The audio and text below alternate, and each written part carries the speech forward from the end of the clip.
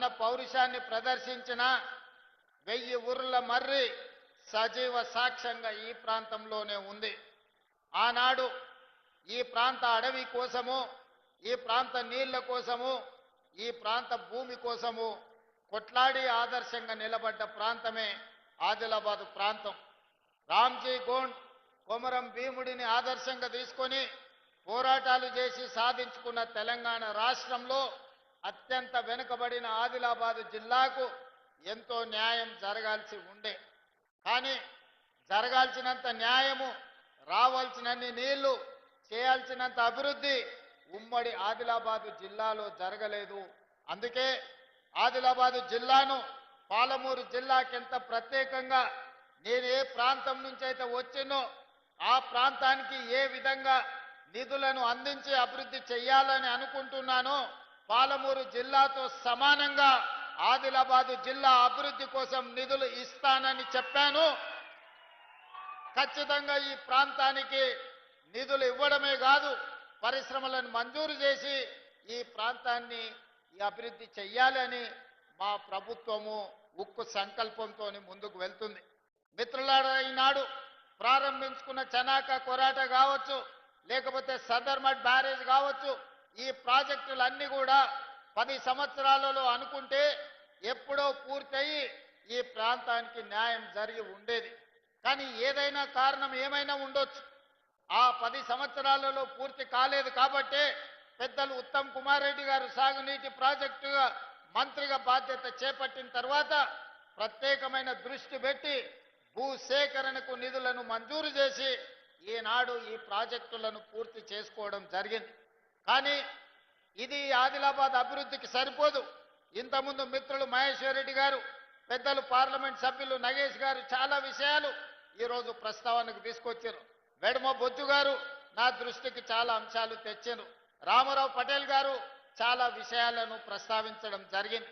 అందుకే ఈనాడు package number 27 కావచ్చు, లేకపోతే నిర్మల్లో అడ్వాన్స్ టెక్నాలజీ సెంటర్ కావచ్చు, లేకపోతే young India integrated residential schools కావచ్చు, వీటితో పాటు ఉమ్మడి ఆదిలాబాద్ జిల్లాకు యూనివర్సిటీ లేదు. ఎన్ఎస్యుఐ యూత్ కాంగ్రెస్ కు సంబంధించిన వాళ్ళు ఎప్పుడొచ్చినా నాకు నివేదికలు ఇస్తూనే ఉంటారు, ఈ ప్రాంతానికి యూనివర్సిటీ ఇవ్వాలి అని.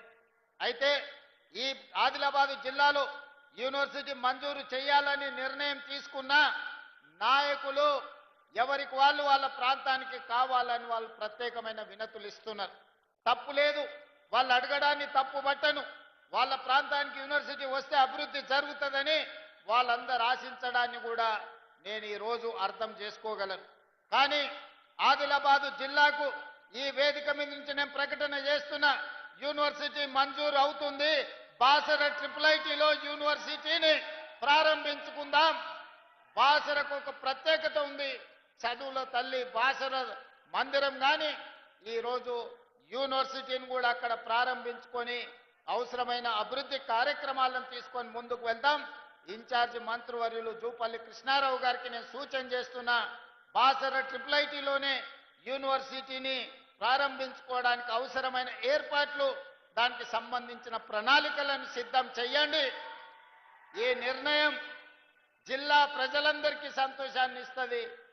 వివిధ ప్రాంతాలకు ప్రాతినిధ్యం వహించే ఎమ్మెల్యేలకు మా ప్రాంతానికి రాలేదు అని బాధ ఉండొచ్చు. కానీ మీరందరూ అర్థం చేసుకోండి, ఇది వాయిదాలు పెట్టుకుంటూ పోతే మీ ప్రాంతానికి అభివృద్ధి కాదు. అందుకే ఆదిలాబాద్ యూనివర్సిటీ బాసరలో ప్రారంభించుకుందాం. మీరందరూ వేదిక మీద ఉన్న ప్రజాప్రతినిధులందరినీ కూడా సహకరించాల్సిందిగా నేను ఈ సందర్భంగా విజ్ఞప్తి చేస్తున్నా. అదేవిధంగా నిర్మల్ శాసనసభ నియోజకవర్గానికి ఒక అడ్వాన్స్ టెక్నాలజీ సెంటర్ని మనం ఈరోజు మంజూరు చేయాలని అనుకుంటున్నాము. తప్పకుండా మీకు ఏటీసీని ఇస్తాం. అదేవిధంగా స్టేడియం గురించి, కొత్త కలెక్టరేట్ కార్యాలయం గురించి, మున్సిపాలిటీకి సంబంధించిన నిధుల గురించి, ఇతర అంశాలు చాలా వాటిని మహేశ్వర్ రెడ్డి గారు ప్రస్తావించారు, మిగతా శాసనసభ్యులు కూడా ప్రస్తావించారు. అందుకే పెద్దలు జూపల్లి కృష్ణారావు గారికి, పెద్దలు సుదర్శన్ రెడ్డి గారికి నేను సూచన చేస్తున్నా, ఈ సభ అయిపోయిన తర్వాత ఫిబ్రవరి మొదటి వారంలో మీరు ఈ ప్రాంతంలో 1-2 రోజులు ప్రత్యేకంగా సమావేశాన్ని ఏర్పాటు చేసి అధికారులతో ఎమ్మెల్యేలతో సమీక్ష చేసి ఒకరోజు ప్రజాప్రతినిధులతోని సమీక్ష చేయండి. రెండవ రోజు అధికారులతోని ఇది సాధ్యాసాధ్యాల మీద చర్చించి సమీక్ష చేసి భూమి అందుబాటులో ఉందా లేదా వాటి వివరాలతో కూడుకున్న నివేదికను మీరు తీసుకొని రండి.